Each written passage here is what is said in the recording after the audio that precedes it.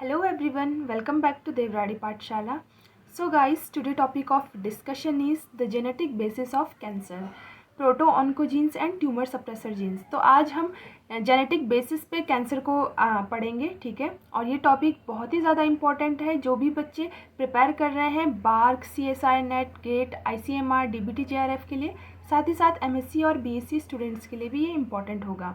Video पे चलने से पहले वीडियो को लाइक और चैनल को सब्सक्राइब करना ना भूलें। साथ ही साथ मैं आप लोगों को ये इन्फॉर्मेशन दे देती हूँ कि आप लोगों ने जो है सेल साइकिल और सेल डिवीज़न पढ़ लिया हो ऑलरेडी, क्योंकि अगर जो ये आगे टॉपिक है ये उसी से रिलेटेड है। तो अगर आप लोगों ने वो पढ़ लिया है तो फिर आप लोगों को ईजी हो जाएगा समझने के लिए, ठीक है। और अगर आप लोगों के पास नोट्स वगैरह नहीं है पढ़ने की, तो मेरी जो कुछ वीडियोस है देवराड़ी पाठशाला पे, जहाँ पर मैंने पूरा डिटेल में सेल साइकिल और सेल डिवीज़न पढ़ाया हुआ है, आप लोग उससे गो थ्रू कर सकते हो। So let's proceed. अभी तक हम लोगों ने क्या क्या पढ़ा। हम लोगों ने कैंसर सेल्स के बारे में पढ़ा और साथ ही साथ नॉर्मल सेल्स का भी देखा कि कैंसर सेल्स कैसे डिफ़र है नॉर्मल सेल से। तो मैं थोड़ा सा आप लोगों को रिवाइज़ कर देती हूँ एज अ समरी के थ्रू, ठीक है। देन हम आगे जो है फिर प्रोसीड करेंगे।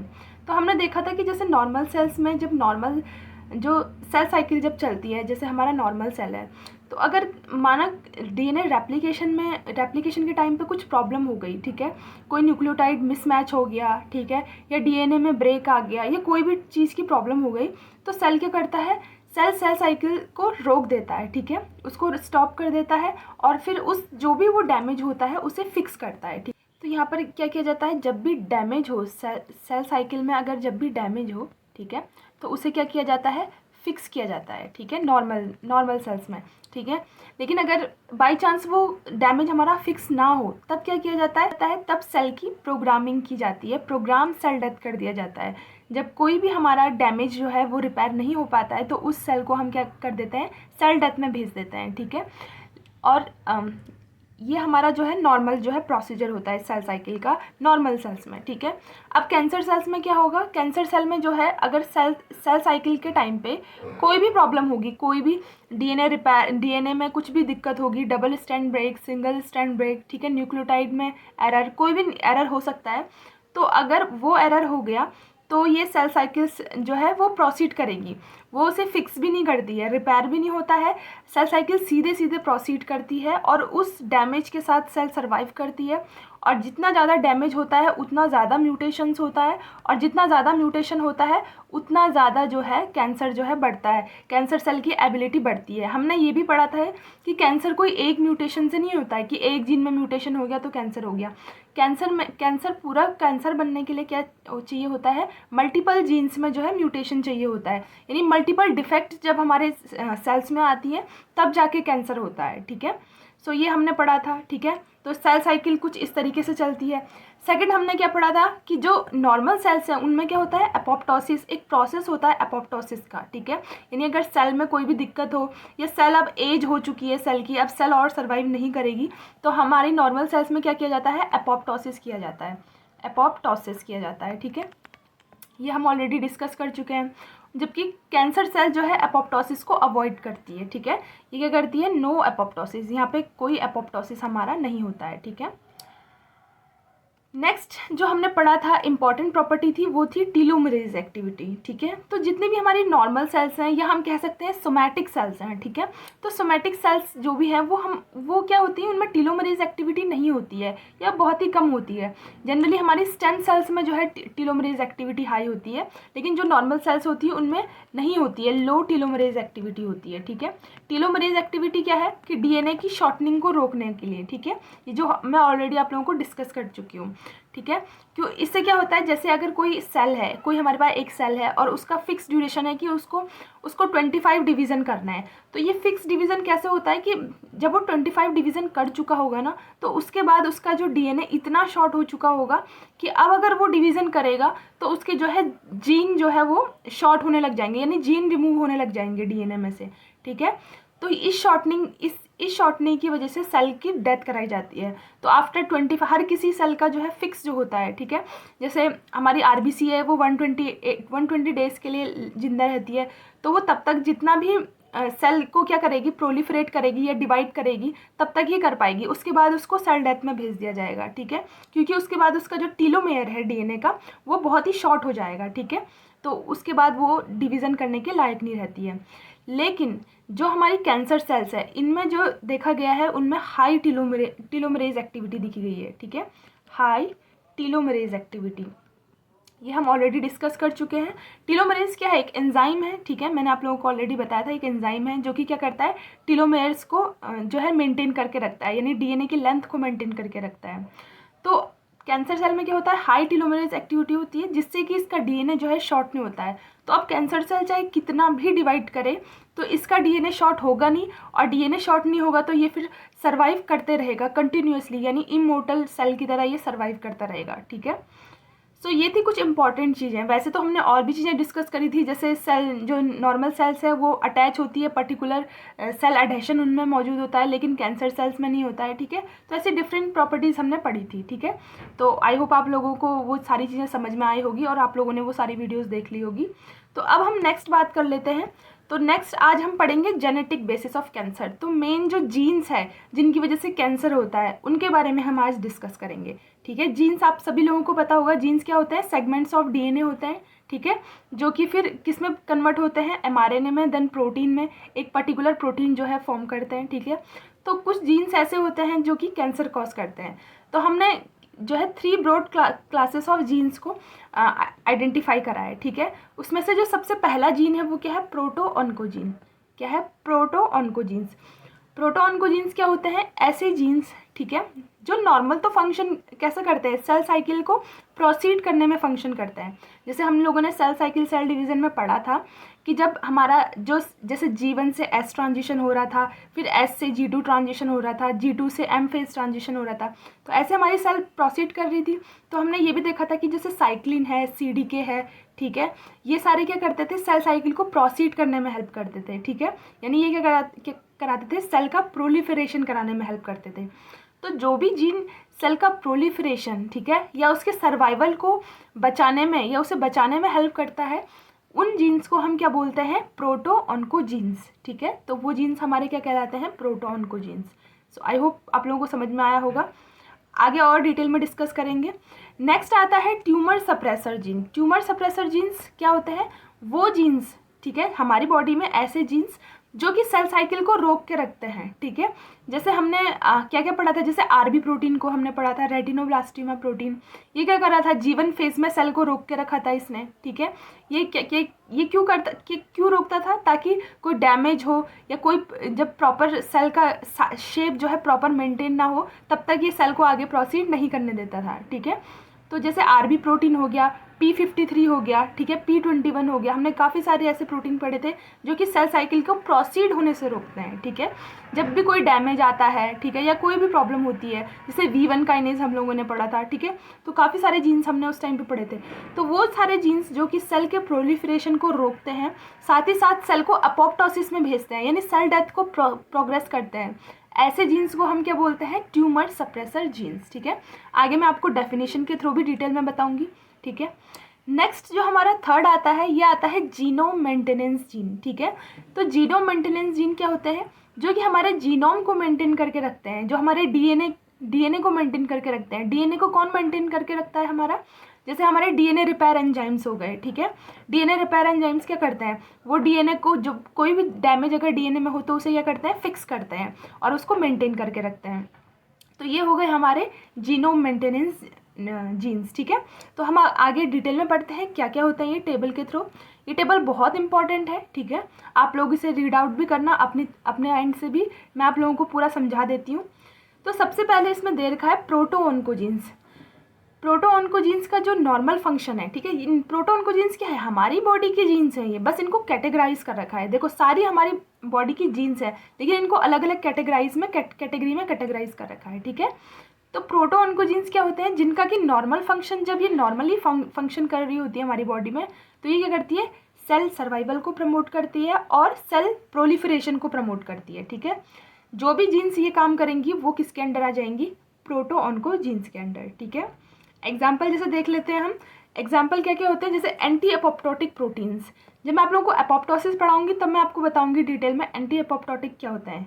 अभी इतना समझ लो कि जो प्रोटीन्स एपोप्टोसिस नहीं होने देते हैं, यानी सेल डेथ नहीं होने देते हैं, ठीक है, सेल डेथ को जो रोकेगा, एपोप्टोसिस क्या है, सेल डेथ है, तो सेल डेथ को जो रोकेगा, ठीक है, जो सेल डेथ को रोकेगा उसे हम क्या बोलेंगे, एंटी एपोप्टोटिक, ठीक है, एपोप्टोसिस के अपोजिट, ठीक है। सो आई होप आप लोगों को समझ में आया होगा। नेक्स्ट है component of signalling that signal transduction pathway that result in proliferation and transcription factors, ठीक है। सो जो भी सेल्स में जो भी सिग्नलिंग होती है, जो भी ऐसी सिग्नलिंग हो जो सेल के प्रोलिफरेशन को बढ़ाए, ठीक है, और उसके एपोप्टोसिस को रोके, ठीक है, वो सारे फैक्टर्स वाले जीन्स जो हैं, जो भी ये जीन्स काम करेंगे वो जीन्स किसके अंदर आ जाएंगे, प्रोटोन को जीन्स के अंदर आ जाएंगे, ठीक है। नेक्स्ट है इफेक्ट ऑफ म्यूटेशन। म्यूटेशन का क्या इफेक्ट होगा, तो ऐसे जीन्स में किस टाइप का म्यूटेशन होगा, देखो जो ऐसे जीन्स का फंक्शन है, ठीक है, जैसे सेल को प्रोलिफरेट करना, एपोप्टोसिस को रोकना, ये कैंसर के फ़ायदे में है या नुकसान में है, फ़ायदे में है। कैंसर भी तो यही चाहता है कि उसका प्रोलिफरेशन हो और उसका सेल डेथ ना हो, ठीक है। तो इनमें कैसा म्यूटेशन हो कि कैंसर खुश हो जाए, तो कैंसर किस चीज़ से खुश होगा, जब इनमें गेन ऑफ फंक्शन हो जाएगा, यानी ये जो अपना जो ये नॉर्मल फंक्शन कर रहे हैं उससे ये एक्स्ट्रा जब गेन कर लेंगे, यानी जैसे normal function normal cell proliferate कर रहे थे, अब ये ज़्यादा प्रोलिफरेट कर लेंगे, तब जो है वो कैंसर कॉज हो जाएगा, ठीक है। तो इस टाइप का जो म्यूटेशन होता है उसे हम क्या बोलते हैं, डोमिनेंट म्यूटेशन। कैसा म्यूटेशन बोलते हैं, डोमिनेंट म्यूटेशन, ठीक है। ये म्यूटेशन कैसे अराइज होता है, अराइज बाय पॉइंट म्यूटेशन, या तो पॉइंट म्यूटेशन होगा, ठीक है, जीन्स में, या फिर क्रोमोसोमल ट्रांसलोकेशन होगा, या एम्प्लीफिकेशन से होगा, ठीक है। जैसे मैं आप लोगों को समझाती हूँ, जैसे हमारा प्रोटोऑन्कोजीन्स है, ठीक है, प्रोटोऑन्कोजीन्स जब ये नॉर्मल फंक्शन कर रहा है, नॉर्मल सेल्स में चल रहा है, इनका फंक्शन नॉर्मल है, ठीक है, नॉर्मल सेल्स में। लेकिन देखो हमें पता है हर जीन की क्या होती है, दो हमारे पास क्या होते हैं, मैं अभी इस तरीके से डायग्राम बना रही हूँ, तो ये दो क्या है, क्रोमोसोम्स होते हैं, हर किसी का 2 कॉपी होता है क्रोमोसोम का, हर जीन का। आप लोगों को पता है 23 पेयर्स ऑफ क्रोमोसोम्स हमारे अंदर प्रेजेंट होता है, जिसमें से कि हर किसी का एक पेयर होता है, यानी टोटल 46 क्रोमोसोम हमारे अंदर प्रेजेंट होता है। तो अगर जब ये जीन नॉर्मल काम कर रहा है, जैसे ये नॉर्मल काम कर रहा है तो ठीक है, नॉर्मल सेल्स चल रहा है, लेकिन अगर इसके अंदर कुछ एक्स्ट्रा आ गया, यानी एक्स्ट्रा इसने फंक्शन करना शुरू कर दिया, ऐसा म्यूटेशन हो गया कि जितना ये अभी प्रोलिफरेट कर रहा था अब उससे ज़्यादा प्रोलिफरेट कर रहा है, तो अब इस टाइम पे अगर इसमें एक जीन में भी म्यूटेशन हो गया, यानी एक क्रोमोसोम में भी आपका म्यूटेशन हो गया, तो ये क्या हो जाएगा, कैंसर कॉजिंग हो जाएगा, कैंसर कॉजिंग हो जाएगा, ठीक है। तो ये कैसी सेल बना देगा, ये फिर कैंसर कॉजिंग सेल्स बना देगा, ठीक है। तो अगर एक सेगमेंट या एक क्रोमोसोम में भी म्यूटेशन होने से वजह से क्या हो रहा है, कैंसर कॉज हो रहा है, ठीक है। तो इसीलिए हम इसे क्या बोलते हैं, डोमिनेंट म्यूटेशन। डोमिनेंट म्यूटेशन क्यों बोला, जैसे आप लोगों ने जेनेटिक्स में पढ़ा होगा, ठीक है, जेनेटिक्स में अगर आप लोगों ने हेरिडिटी मतलब बेसिक सा अगर आप लोगों ने पढ़ा होगा मेंडल का, कि टॉल प्लांट्स टॉल ड्वार्फ वाला कंसेप्ट पढ़ा होगा, ठीक है। टॉल ड्वार्फ वाले कंसेप्ट में क्या था कि टी अगर टी टॉल वाला अगर स्मॉल टी के साथ भी होगी तब भी क्या होगा, प्लांट टॉल ही होगा, ठीक है, और अगर टी होगा तब भी टॉल ही होगा। तो इस टाइप का म्यूटेशन क्या होता था, डोमिनेंट म्यूटेशन, डोमिनेंट होता था, मतलब ये जीन, इसका मतलब ये जो टी वाला है ये क्या था डोमिनेंट होता था, यानी जो 2 के साथ में भी अपना एक फंक्शन दिखा दे वो क्या हो गया, डोमिनेंट हो गया। तो यहाँ पर भी ये क्या है, एक में ही म्यूटेशन हुआ है और म्यूटेशन होने की वजह से क्या हो गया, कैंसर हो गया, तो ये क्या हो गया, डोमिनेंट म्यूटेशन हो गया, ठीक है। और अब ये जो है अपोप्टोसिस को कम्प्लीटली इनिबिट कर देगा और सेल प्रोलिफरेशन करेगा, बहुत ज़्यादा सेल डिवीज़न है ना, और सेल सर्वाइवल को इनिशिएट करेगा, ठीक है। तो आई होप आप लोगों को प्रोटोऑन्कोजीन्स के बारे में समझ में आया होगा। अब हम नेक्स्ट पढ़ते हैं, नेक्स्ट हमारा है ट्यूमर सप्रेसर जीन्स, ठीक है। ट्यूमर सप्रेसर जीन्स क्या होती हैं, इनिबिट सेल सर्वाइवल और प्रोलिफरेशन। जो भी जीन्स हमारी बॉडी में जो है सेल सर्वाइवल को इनिबिट करेगी या अपोप्टोसिस को यानी सेल जो है सर्वाइवल को इनिबिट करेगी, साथ ही साथ प्रोलिफरेशन यानी सेल डिवीज़न को ये क्या करेगी, इनिबिट करेगी, वो सारी जीन्स क्या हो जाएगी, ट्यूमर सप्रेसर जीन्स के अंदर आ जाएंगी, ठीक है। जैसे एग्जांपल है इन जीन्स का, जैसे अपोप्टोसिस प्रमोटिंग जीन, कुछ जीन ऐसी होती हैं जो अपोप्टोसिस को प्रमोट करती हैं कि हाँ कि सेल डेथ करवाओ, ठीक है। तो वो जीन्स किसके अंदर आ जाएंगी, ट्यूमर सप्रेसर जीन्स के अंदर।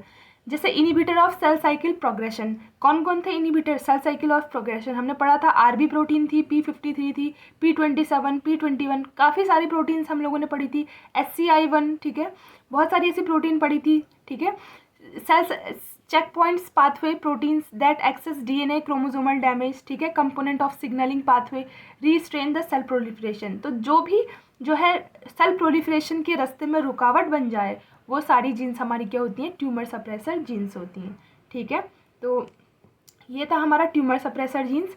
यहाँ पर अगर अब देखो इस टाइप के जीन्स से क्या ट्यूमर्स का भला होने वाला है, कैंसर सेल का, क्या कैंसर सेल चाहती है कि उनका अपोप्टोसिस हो जाए या उनका सेल साइकिल रुक जाए, नहीं चाहती है ना। तो कैंसर सेल क्या चाहेंगी कि जो भी ये ट्यूमर सप्रेसर जीन्स है ना, इस कैटेगरी की जीन्स क्या हो जाए, इनिबिट हो जाए, यानी कम्प्लीटली मतलब ये नॉन फंक्शनल हो जाए, कि ये फंक्शन ही ना करे, तभी तो ये अपना अफेक्ट दिखाएंगी, ठीक है। तो इसीलिए जो ये वाली जीन्स है इनके लॉस ऑफ फंक्शन में जो है कैंसर को फ़ायदा है, ठीक है। तो जब लॉस ऑफ फंक्शन म्यूटेशन इनमें हो जाता है तो फिर उसके बाद फिर सेल प्रोलिफरेशन को रोकने वाला कोई नहीं होता है, सेल सर्वाइवल को रोकने वाला कोई नहीं होता है। तो जब जैसे ही इनमें लॉस ऑफ फंक्शन हो जाए तो अब एक्सेसिव सेल सर्वाइवल होगा, ठीक है, अनरेगुलेटेड सेल डिवीज़न होगा, ठीक है। तो इस पे रोकने वाला कोई नहीं है, ठीक है। तो कैंसर सेल के फ़ायदे में क्या है कि इनका लॉस ऑफ फंक्शन हो जाए। लॉस ऑफ फंक्शन का मतलब ये जीन्स जो है काम ही ना करे, नॉन फंक्शनल हो जाए, ठीक है। जो इस टाइप का म्यूटेशन होता है, इन टाइप के म्यूटेशन को हम रिसेसिव म्यूटेशन बोलते हैं, ठीक है। रिसेसिव म्यूटेशन कैसे, मैं अभी आपको बताती हूँ। और ये म्यूटेशन कैसे अराइज होता है, डिलीशन, पॉइंट म्यूटेशन और मिथाइलेशन, इन सब चीज़ों से ये म्यूटेशन अराइज होता है, ठीक है। मैं आपको बताती हूँ कैसे होता है ये सब। ट्यूमर सप्रेसर जीन्स, हम अभी पढ़ रहे हैं ट्यूमर सप्रेसर जीन्स के बारे में। जब ये नॉर्मल फंक्शन कर रही है तो हमारी सेल्स क्या है, नॉर्मल है, नॉर्मल सेल्स है, ठीक है। मैंने आपको बताया था कि हर जीन की क्या होती है, 2 कॉपी होती है हमारी बॉडी में, ठीक है। तो इनकी भी 2 कॉपी होगी, एक कॉपी ये होगी, एक कॉपी ये होगी, ठीक है। ये दोनों क्रोमोसोम में जो भी जीन होगा ट्यूमर सप्रेसर जीन का, वो फंक्शनल होंगे, ठीक है। यहाँ भी फंक्शनल होंगे और यहाँ पर भी फंक्शनल होगा, ठीक है, इस टाइप से। अब क्या होगा, बाई चांस कि म्यूटेशन हो गया, किसी एक जीन में म्यूटेशन हो गया, यानी ये अब नॉन फंक्शनल हो गया, ये वाला जीन जो है वो नॉन फंक्शनल हो गया, ठीक है, यानी इसमें क्या हो गया, म्यूटेशन हो गया। तो सेल नॉर्मल रहेगी, बिल्कुल रहेगी, क्योंकि अभी एक जीन और बचा है हमारे पास, ठीक है, एक क्रोमोसोम का पूरा वो बचा है हमारे पास जो कि नॉर्मल फंक्शन करने के लिए रेडी है। तो अभी भी हमारी जो सेल होगी वो क्या होगी, नॉर्मल होगी, ठीक है, अभी भी कैंसर कॉज नहीं होगा, नॉर्मल सेल होगी, क्योंकि ये जीन भी तो है, ये भी तो अपना प्रोडक्ट बनाएगी, ये अपना प्रोडक्ट बनाएगी, सेल साइकिल को रोकेगी, सेल प्रोलिफरेशन को रोकेगी, ठीक है, चेक पॉइंट्स पे काम करेगी, ठीक है। तो ये सब था, ये भी नॉर्मल फंक्शन करेगी। लेकिन अगर क्या होगा, अगर जब दोनों में म्यूटेशन हो जाए, यानी दोनों हमारे जो क्रोमोसोम्स हैं, ठीक है, यहाँ पर भी ये जीन था, यहाँ पर भी ये जीन था, और इन दोनों को क्या कर दिया, नॉन फंक्शनल कर दिया। तो जब दोनों नॉन फंक्शनल हो जाएगी तब क्या जीन नॉर्मल काम करेगी, अब कोई जीन का प्रोडक्ट बनाने वाला रहा ही नहीं है। तो अब क्या हो जाएगा, अब हमारा डायरेक्टली क्या हो गया, कैंसर सेल में कन्वर्ट हो गया, यानी अब क्या हो गया, कैंसर सेल बन गई हमारी, कैंसर कॉज हो गया, ठीक है। तो अगर इनमें एक भी जीन में अगर म्यूटेशन होता है तो कोई फ़र्क नहीं पड़ता है, तब भी जो है हमारा जो है सेल नॉर्मल ही फंक्शन करता है। लेकिन जब दोनों जीन्स में म्यूटेशन हो जाता है तब क्या हो जाता है, कैंसरस सेल्स बन जाती हैं, ठीक है, तब कैंसर कॉज होता है। तो इस टाइप के म्यूटेशन को हम क्या बोलते हैं, रिसेसिव म्यूटेशन, रिसेसिव म्यूटेशन। तो आप लोगों को समझ में आ गया होगा अब इसे रिसेसिव क्यों बोला जा रहा है, क्योंकि हमने जैसे हम लोग बेसिक आइडिया देखते हैं कि जो हमने मेंडल्स लॉ में पढ़े थे, रिसेसिव क्या होता है, जबकि रिसेसिव कब अपना एक्सप्रेशन दिखाता है, जब दोनों के दोनों रिसेसिव हो तभी दिखाता है, राइट। तो ऐसे ही रिसेसिव कब फंक्शन दिखा रहा है, जब एक में म्यूटेशन हो और दूसरे में ना हो तब तो नहीं दिखा रहा है अपना फंक्शन, लेकिन जब दोनों में म्यूटेशन हो तब अपना फंक्शन दिखा रहा है ना। इसीलिए इसको क्या बोलते हैं, इस टाइप के म्यूटेशन को हम रिसेसिव म्यूटेशन बोलते हैं। और इसमें क्या हुआ है, लॉस ऑफ फंक्शन हुआ है, ठीक है, लॉस ऑफ फंक्शन की वजह से जो है कैंसर कॉज हुआ है, ठीक है। तो ट्यूमर सप्रेसर जीन्स में क्या होता है, लॉस ऑफ फंक्शन की वजह से कैंसर कॉज होता है, ठीक है। तो आई होप आप लोगों को इतनी बात समझ में आई होगी। नेक्स्ट पढ़ते हैं, नेक्स्ट है हमारा जीनोम मेंटेनेंस जीन, ठीक है। जीनोम मेंटेनेंस जीन क्या होता है, ये repair and prevent DNA damage, जो भी डीएनए को जो है रिपेयर करता है या डीएनए डैमेज प्रिवेंट करता है, उनको, उन जीन्स को हम किस कैटेगरी में ले लेते हैं, जीनोम मेंटेनेंस जीन में, ठीक है। इसका एग्जाम्पल है जीन प्रोडक्ट का, जैसे डीएनए रिपेयर एंजाइम्स हो गए, ठीक है, ये इनका एग्जाम्पल है। इनमें भी सेम होता है, जैसे ट्यूमर सप्रेसर जीन है वैसे ये भी है। इनमें भी अगर लॉस ऑफ फंक्शन होगा, लॉस ऑफ फंक्शन म्यूटेशन होगा तो ये क्या कर जाएंगी, इनकी वजह से फिर क्या हो जाएगा, कैंसर कॉज हो जाएगा अगर ये फंक्शन नहीं करेगी तो, ठीक है। क्योंकि कैंसर थोड़ी चाहता है कि रिपेयर हो, अगर रिपेयर हो जाए तो म्यूटेशन होगा नहीं, म्यूटेशन नहीं होगा तो कैंसर नहीं होगा, ठीक है। तो कैंसर सेल्स क्या चाहती हैं कि डीएनए रिपेयर ही ना हो, ठीक है। तो इसीलिए इनके लॉस ऑफ फंक्शन इंपॉर्टेंट है कैंसर कॉज होने के लिए, ठीक है। नेक्स्ट है, और gene property of mutant gene की क्या होगी, तो म्यूटेशन यहाँ पे भी क्या होगा, रिसेसिव टाइप का म्यूटेशन होगा, ठीक है। सेम ऐसे ही है जैसे ट्यूमर सप्रेसर जीन्स का हमने पढ़ा। और म्यूटेशन कैसे अराइज हो सकता है, जैसे डिलीशन से, पॉइंट म्यूटेशन से या मिथाइलेशन से, ठीक है। तो ये सब कुछ फैक्टर है जिनसे कि म्यूटेशन अराइज हो सकता है, ठीक है। तो आई होप आप लोगों को इतनी बात समझ में आई होगी। सो अब हम आगे पढ़ेंगे, two main class of genes are critical of for cancer, यानी oncogenes and tumour suppressor genes. तो अब हम जनरली क्या पढ़ेंगे, cancer critical genes. Cancer critical genes क्या होते हैं, कैंसर क्रिटिकल जीन्स का मतलब हो गया जितने भी जीन्स में अगर जेनेटिक या इपीजेनेटिक चेंजेस की वजह से जो कैंसर कॉज करते हैं उनको हम क्या बोलते हैं, कैंसर क्रिटिकल जीन्स। जैसे जेनेटिक्स या इपीजेनेटिक्स चेंज क्या क्या हो गए, जैसे अगर जेनेटिक चेंज का मतलब तो क्या हो गया, सिंपल सी बात है कि हमारे जीन्स में चेंज हो गया, ठीक है, यानी जीन में हमारे कुछ डिफेक्ट आ गया, ठीक है, डायरेक्टली मतलब डीएनए में, जीनोम में हमारा डिफेक्ट आ गया, वो हो गया जेनेटिक चेंज। इपीजेनेटिक का मतलब क्या हो गया, जैसे हम लोगों ने, हमारा क्या हुआ, डीएनए हमारा सही था, ठीक है, डीएनए में कोई म्यूटेशन नहीं था, लेकिन डीएनए से जब आरएनए बना तब म्यूटेशन हो गया, ठीक है, तब कुछ डिफेक्ट आ गया जिससे कि म्यूटेशन हुआ और वो म्यूटेशन सर्वाइव कर गया जिससे कि कैंसर कॉज हो गया, ठीक है। तो यानी डीएनए हमारा सही था बट आरएनए बनने के टाइम पे क्या हो गया, म्यूटेशन हो गया। या फिर हो सकता है कि वो प्रोटीन बनने के टाइम पे म्यूटेशन हो जाए, ठीक है, यानी जब अमीनो एसिड हमारे ऐड होते हैं, प्रोटीन सिंथेसिस होता है, उस टाइम पे कोई म्यूटेशन हो जाए तो वो सर्वाइव कर गया और उससे क्या हो गया, कैंसर कॉज हो गया। तो जो भी ऐसी डिफेक्ट जो कि डायरेक्टली डीएनए में नहीं थी, जो हमारे जीनोम में नहीं थी, जबकि जीनोम से आरएनए या आरएनए से प्रोटीन बनने के टाइम पे वो डिफेक्ट आए, उसको हम क्या बोलते हैं, इपीजेनेटिक चेंजेस, ठीक है। तो आई होप आप लोगों को इपीजेनेटिक चेंजेस समझ में आया होगा। तो जो भी जीन्स ऐसा करती हैं, ठीक है, जेनेटिक या इपीजेनेटिक चेंजेस की वजह से कैंसर कॉज करती हैं, उनको हम बोलते हैं कैंसर क्रिटिकल जीन्स, ठीक है। तो कैंसर क्रिटिकल जीन्स की दो ब्रॉड क्लासेस हैं, प्रोटोऑन्कोजीन्स एंड ट्यूमर सप्रेसर जीन्स, ठीक है, जो हम अभी डिस्कस कर चुके हैं। तो ये दो मेन इंपॉर्टेंट जो है इसकी क्लासेस हैं। The dangerous mutation are one that render the encoded protein hyperactive. These gain of function mutation dominant effect has only one gene copy needed to be mutated to cause trouble, ठीक है, यानी ये प्रोटोऑन्कोजीन्स के बारे में बात कर रहा है। तो जब भी क्या होता है, जो जीन्स में अगर थोड़ा म्यूटेशन की वजह से, यानी एक कॉपी एक्स्ट्रा आने की वजह से, गेन ऑफ फंक्शन की वजह से उनसे क्या हो जाता है, कैंसर बन जाता है, तो उनको हम क्या बोलते हैं, ऑन्कोजीन्स बोलते हैं, ठीक है। ऑन्कोजीन्स क्या होते हैं, जिन जीन्स जो कि क्या करता है, ऑन्कोजीन्स का मतलब हो गया cancer causing genes, as simple as that, ठीक है। ऑन्कोजीन्स क्या हो गए, कैंसर कॉजिंग जीन्स को हम क्या बोलते हैं, हमेशा ऑन्कोजीन्स, ठीक है। सो ये किस टाइप का म्यूटेशन है, ये डोमिनेंट म्यूटेशन है, ठीक है। और ऐसे किन जीन्स को ये ट्रांसफर करता है, प्रोटोऑन्कोजीन्स। प्रोटोऑन्कोजीन्स क्या हुए, नॉर्मल हुए, ठीक है, जो नॉर्मल हमारी बॉडी में जो नॉर्मल जीन्स है, जो सेल को प्रोलिफरेट कर रहे हैं, ठीक है, यानी नॉर्मल जो फंक्शन कर रहे हैं, ठीक है, नॉर्मल है, लेकिन ये कन्वर्ट हो जाते हैं किसमें, ऑन्कोजीन्स में, जब इनमें गेन ऑफ फंक्शन हो जाता है। तो जब भी प्रोटोऑन्कोजीन में गेन ऑफ फंक्शन हुआ तो उनको हम क्या बोलेंगे, ऑन्कोजीन्स बोलेंगे। ऑन्कोजीन्स यानी कैंसर कॉजिंग जीन्स, ठीक है। नेक्स्ट है, for other the danger lies in mutation that destroy there activity, ठीक है।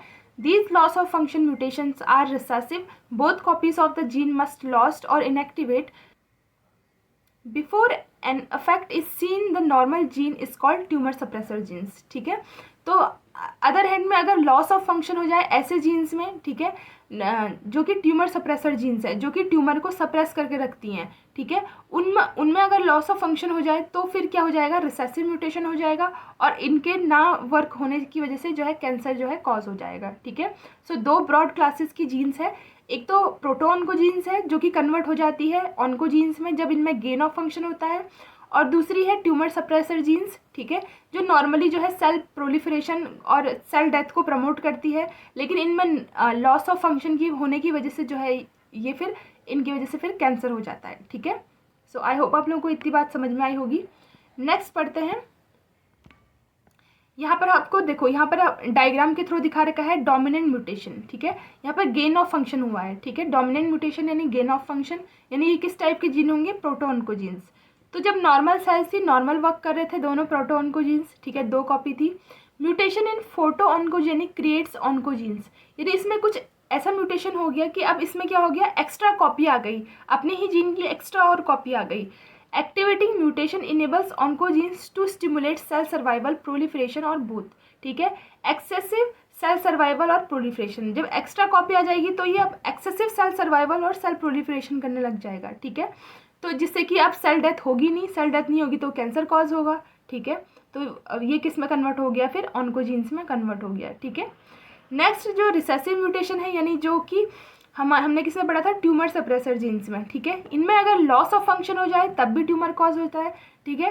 ट्यूमर सप्रेसर जीन जब नॉर्मली फंक्शन कर रही थी, ठीक है, दोनों जीन नॉर्मल फंक्शन कर रही थी, म्यूटेशन की वजह से कोई एक कॉपी जो है वो इनएक्टिव हो गया, ठीक है, 1 copy of tumour suppress gene, ठीक है। तो एक इनएक्टिव हो गया, लेकिन तब भी कोई इफेक्ट नहीं हुआ, तब भी कैंसर कॉज नहीं हुआ, क्योंकि एक तो हमारा प्रोडक्ट बना ही रही थी, यानी एक हमारा वैलिड प्रोडक्ट बना रही थी जो कि फिर सेल सर्वाइवल को रोक रही थी, ठीक है, अपोप्टोसिस को प्रमोट कर रही थी, यानी एक तो फंक्शन कर रही थी। लेकिन जब सेकंड म्यूटेशन हुआ, यानी दूसरे में भी म्यूटेशन हो गया, तो अब प्रोटीन यानी प्रोडक्ट बनाने वाला कोई रहा नहीं, ठीक है। तो अब जब सेल एक्सेसिव सेल ग्रोथ को रोकने वाला नहीं रहा, सेल डिवीजन को रोकने वाला नहीं रहा, तो अब क्या होगा, सेल मस्त से जो है एक्सेसिव सेल डिवीजन करेगा, सेल प्रोलिफरेशन करेगा, ठीक है, और कैंसर सेल्स यही चाहती हैं, ठीक है। तो फिर वो क्या हो जाएगी, ट्यूमर सप्रेसर जीन्स जो है वो एलिमिनेट हो जाएगी, ठीक है, और इससे क्या हो जाएगा, फाइनली हमारा क्या हो जाएगा, कैंसर कॉज हो जाएगा, ठीक है। तो आई होप आप लोगों को फिगर के थ्रू भी समझ में आया होगा। नेक्स्ट चलते हैं। नेक्स्ट है यहाँ पे प्रोटो ऑन्कोजीन्स के बारे में पढ़ लेते हैं कि किस किस टाइप के म्यूटेशन से जो है म्यूटेशन होते हैं प्रोटो ऑन्कोजीन्स में, ठीक है। सबसे पहला जो है वो म्यूटेशन इन कोडिंग सीक्वेंस, अगर कोडिंग सीक्वेंस में म्यूटेशन हो जाए, ठीक है, यानी ये देखो ये डीएनए है, ठीक है, डीएनए में जो कोडिंग वाला सीक्वेंस था, यानी जो कोड करने वाला था एमआरएनए को, ठीक है, जिसमें इन्फॉर्मेशन थी, उसमें कुछ म्यूटेशन हो गया, तो फिर वो एमआरएनए में भी शो हुआ, यहाँ पे रेड कलर से दिखा रखा है, ठीक है, वो एमआरएनए में भी शो हुआ और वो बाद में प्रोटीन में भी शो हुआ, जिससे कि हाइपर एक्टिव प्रोटीन बन गया, और जो कि नॉर्मल अमाउंट में बनना था वो हाइपर एक्टिव बन गया, और जिससे कि कैंसर कॉज हो गया, ठीक है। ये भी हो सकता है, मतलब ये कोई ऐसी प्रोटीन होगी जो कि सेल सर्वाइवल को इंक्रीज करती होगी, सेल डिवीजन को इंक्रीज करती होगी और सेल को अपोप्टोसिस से रोकती होगी, ठीक है। तो अब ये जब एक्सेसिव अमाउंट में बनेगी तो ऑब्वियसली बात है सेल अपोप्टोसिस में नहीं जाएगा, ठीक है, और सेल का प्रोलिफरेशन भी बहुत एक्सेसिव अमाउंट में होगा। नेक्स्ट है जीन एम्प्लीफिकेशन। जीन एम्प्लीफिकेशन का मतलब क्या हो गया कि एक ही जीन की कॉपी जो है एक से ज़्यादा कॉपी अगर डीएनए में प्रेजेंट हो, ठीक है, देखो यहाँ पे एक जीन है और इसी के 3 कॉपियाँ प्रेजेंट हैं, तो इसी के 3 एमआरएनए भी बन रहे हैं और इसी के 3 प्रोटीन भी बन रहे हैं। प्रोटीन तो नॉर्मल है लेकिन ओवर प्रोड्यूस्ड हो गई है। कैसी हो गई है, ओवर प्रोड्यूस्ड, यानी ये एक ही बननी चाहिए थी, एक ही प्रोटीन चाहिए थी, लेकिन ये क्या हो गई, 2 और एक्स्ट्रा बन गई। तो इससे भी क्या होगा, जो सेल को नॉर्मल प्रोटीन चाहिए थे वो एक्सेस में हो गया, तो अब एक्सेसिव सेल डिवीजन होगा, एक्सेसिव सेल प्रोलिफरेशन होगा और सेल डेथ प्रिवेंट हो जाएगी, ठीक है। नेक्स्ट है क्रोमोसोम रीअरेंजमेंट, ठीक है। क्रोमोसोम रीअरेंजमेंट भी एक डिफेक्ट हो सकता है, ठीक है, जिससे कि प्रोटोन ऑन्कोजीन्स जो है कन्वर्ट हो जाती है ऑन्कोजीन्स में, ठीक है।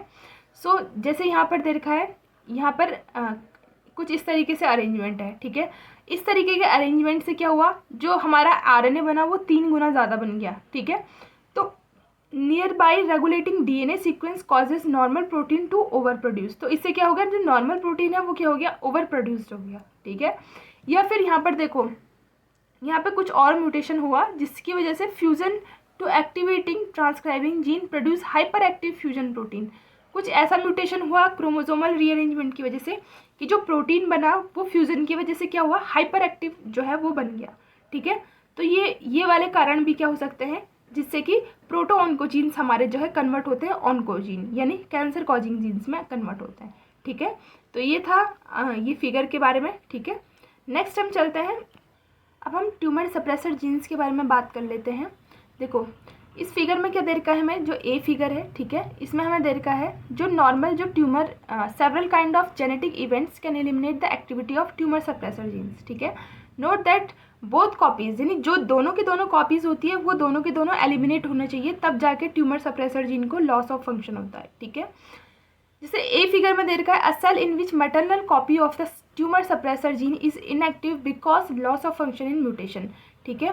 तो यहाँ पे ए फिगर में दे रखा है कि जो ये loss of function of mutation हो रखा है, ठीक है, यानी ये मैटरनल क्रोमोसोम में ही पहले से ही जो है फंक्शनल नहीं था, ठीक है, ट्यूमर सप्रेसर जीन जो है एक फंक्शनल नहीं था, लेकिन दूसरा नॉर्मल था, नॉर्मल ट्यूमर सप्रेसर जीन्स इन पैटर्नल क्रोमोसोम। तो एक में नॉर्मल था और एक में क्या था, नॉन फंक्शनल था, ठीक है। इस केस में भी क्या होगा, कैंसर जो है प्रोड्यूस नहीं होगा, क्योंकि एक तो हमारा प्रोटीन बना ही रहा है, राइट।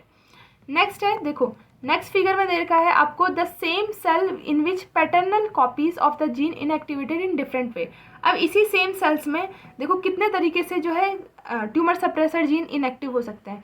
पहला कि ये हमने अपना पेरेंट मान लिया, ठीक है, पेरेंट मान लिया, पेरेंट जीनोम ऐसा था जिसमें कि एक में लॉस ऑफ फंक्शन था और दूसरे में क्या था, नॉर्मल था, दूसरा जीनोम हमारा नॉर्मल था। तो होल पेरेंट क्रोमोसोम लॉस, एक तरीका ये हो सकता है कि एक पूरा क्रोमोसोम हमारे उसमें लॉस हो गया हो, और वो भी वो वाला क्रोमोसोम जिसमें कि नॉर्मल जो है ट्यूमर सप्रेसर जीन्स थे। तो नॉर्मल ट्यूमर सप्रेसर जीन्स उसमें थे और वो पूरा लॉस हो गया, तो अब क्या ये tumour suppressor gene normal function करेगा, नहीं। अब इसकी वजह से क्या हो जाएगा, कैंसर हो जाएगा, इसकी लॉस होने की वजह से, क्योंकि दूसरे वाले क्रोमोसोम में तो क्या था, loss of function mutation already था, तो इसके होने ना होने से कोई फ़र्क नहीं पड़ेगा, तो यहाँ पर क्या होगा, कैंसर कॉज हो जाएगा, ठीक है। I hope you understand. उसके बाद सेकंड है कि reason containing normal deleted gene. अब देखो यहाँ पर जो नॉर्मल वाला क्रोमोसोम था, यानी ये वाला जो हमारा क्रोमोसोम था, ठीक है, इसमें क्या हो गया, वो वाला जीन ही डिलीट हो गया, यानी जो ट्यूमर सप्रेसर जीन था वो ही डिलीट हो गया, ठीक है। और इसमें तो इस वाले केस में तो ऑलरेडी लॉस ऑफ फंक्शन है, ठीक है, तो इस केस में भी क्या हो जाएगा, म्यूटेशन कॉज हो जाएगा। नेक्स्ट है loss of function mutation in paternal gene. अब क्या हो गया कि पैटर्नल जीन में भी लॉस ऑफ फंक्शन म्यूटेशन हो गया, यानी जो मैटरनल जीन में ऑलरेडी था वैसे ही पैटर्नल जीन में भी वापस से लॉस ऑफ फंक्शन हो गया, तो अब दोनों जीन इनएक्टिव हो गए, अब भी कैंसर कॉज हो जाएगा, राइट। नेक्स्ट है gene activity is silence by epigenetic changes, ठीक है। इपिजेनेटिक चेंजेस मैंने आपको बताए थे, जैसे माना ये नॉर्मल था, ये नॉर्मल सेल्स थी, एक में लॉस ऑफ फंक्शन था, एक में नॉर्मल जो है हमारा जीन था, यानी जीनोम में हमारा जो है नॉर्मल ट्यूमर सप्रेसर जीन था, कोई चांस नहीं लग रहा था कि कैंसर होगा। लेकिन क्या हुआ, जो ये नॉर्मल वाला जीन है, मैं यहाँ पे नॉर्मल जीन बना रही हूँ, ठीक है, जिसमें कि क्या है, ट्यूमर सप्रेसर जीन प्रेजेंट है, जो कि अपना फंक्शन दिखा के फिर कैंसर को रोकेगा, कैंसर कॉज नहीं होने देगा, ठीक है। तो ये नॉर्मल फंक्शन था कुछ इस तरीके से।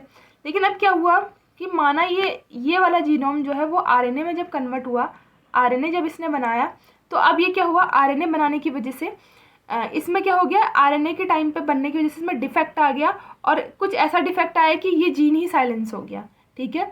या फिर आरएनए से जब डीएनए प्रोटीन बन रहा था, तब इसमें कुछ ऐसा डिफेक्ट आया कि ये साइलेंस हो गया, तो जब ये साइलेंस हो गया तो अब ये अपना फंक्शन जो है परफॉर्म नहीं कर सकता, तो अब भी क्या होगा, कैंसर कॉज होगा, ठीक है। तो यानी इपिजेनेटिक चेंजेस की वजह से भी क्या होगा, हमारा कैंसर कॉज होगा, ठीक है। तो आई होप आप लोगों को समझ में आया होगा चारों तरीके से कि चारों तरीके से कैसे जो है ट्यूमर सप्रेसर जीन्स की वजह से कैंसर कॉज होता है, ठीक है।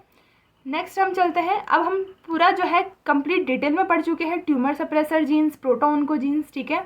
तो अब आप लोगों को बताना है कि जो भी हमने सेल साइकिल के टाइम पे जो भी हमने जीन्स पढ़े थे उनको कैटेगराइज करना होगा, ठीक है। ये तो मैंने आप लोगों को अपनी तरफ से दिया है, आप लोग कमेंट सेक्शन में और भी जीन्स बताओगे प्रोटोऑन्कोजीन्स के अंदर और ट्यूमर सप्रेसर जीन्स के अंदर, ठीक है, जो भी हमने पढ़े थे।